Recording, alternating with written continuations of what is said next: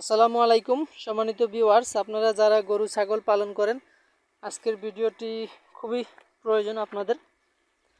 তো গরু ছাগলের প্রধান খাবার হচ্ছে ঘাস। তো আপনি যদি খামার শুরু করেন, অবশ্যই আগে ঘাসের যোগান দিবেন, দেন আপনি খামারটা শুরু করবেন। এই যে দেখুন, এখানে পর্যাপ্ত পরিমাণ ঘাস চাষ করা হয়েছে। তো আপনার যদি খামার থাকে, আপনি গরু ছাগল পালন করেন, তাহলে এই ঘাসটা আপনি অনায়াসেই চাষ করতে পারেন।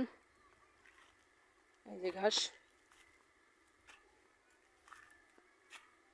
দেখুন কি ছোপালো হয়ে থাকে, এক একটি ছোপায় কি পরিমাণ হয়ে থাকে।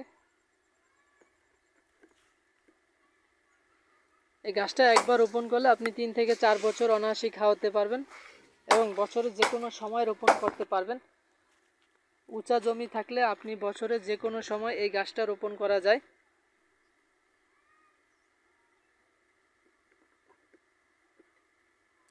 তো আপনার যদি উঁচু জমি থাকে, তাহলে আপনি এই ঘাসটা রোপণ করতে পারবেন।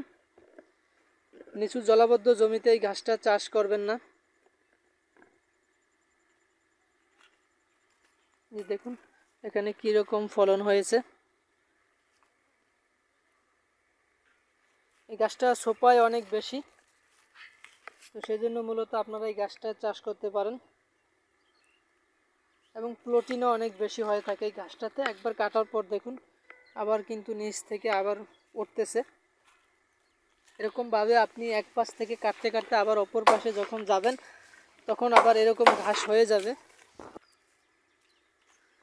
তো এরকম ঘাস যদি আপনি রোপণ করতে পারেন, আপনি সারা বছর গরু ছাগলকে কেটে এই ঘাসটা খাওয়াতে পারবেন।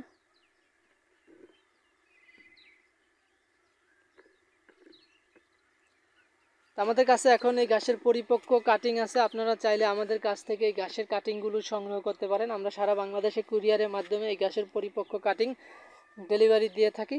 তো আপনারা সকলে ভালো থাকবেন, সুস্থ থাকবেন। আল্লাহ হাফেজ।